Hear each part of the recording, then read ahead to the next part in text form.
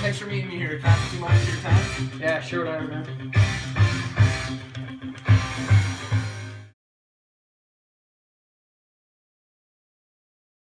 Mr. Bowler, word around is that you're a two-time All-Valley champion. Is this true? Yeah, it is true. 3-time if you go back 3 years, but the last 2 years it's 2. So it's safe to say that you are a professional ping pong player. Yeah, I guess you could say that, but people call me an all-star, but intermediate, all-star, professional, whatever you want to call it.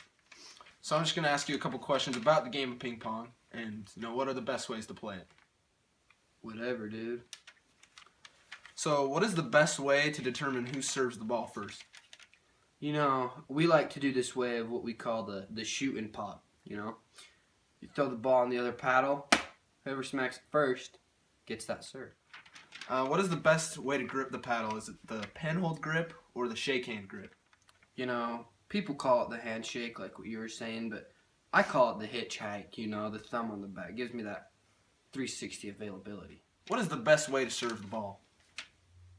So most people have their own way of serving. Personally, get that inside spin. You're going to put, get a tabby on the back. You tabby. That's very interesting. So what happens when you serve the ball and it hits the net? That's a good question. Some people think it's a reserve. They're wrong. They don't know. It's a loss of a point for me. So unless it hits it and still goes over, then it's a reserve. So. What is the best score to go to, and what are the best serve intervals? 21 for sure. That's what we usually go to, win by 2. Switch off every 5. Mr. Bowler, what is the best way to become a champion like you? Well, most people say practice makes perfect, but I like to more say perfect practice makes you better. Are you more of a hard paddle or padded paddle kind of guy? I'm more of a soft paddle kind of guy. I'm not usually soft. Okay. I like it soft so that I can just get that spin, Since you brought it up, how do you put spin on the ball? A little of that motion.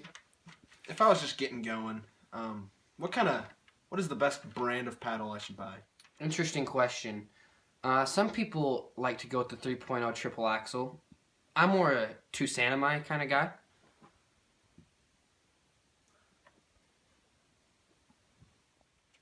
Since we were talking about the brand of paddle, what is the best type of table I should buy?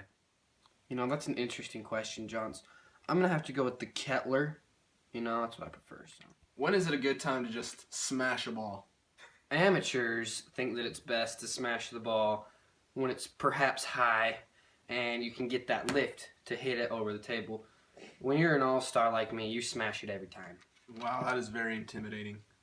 What other strategies may you use to try and intimidate your opponent? I like to look them right in the eye, right in the cornea, right in the pupil. That lets them know that I'm not scared of anything that I have to offer. How do you develop a strong forehand and a strong backhand? Like I said before, it's all in the grip, the hitchhiker grip with that thumb. When you get your thumb back there, you can hit there, and it's like a clock. Anyway, just bah, bah, bah.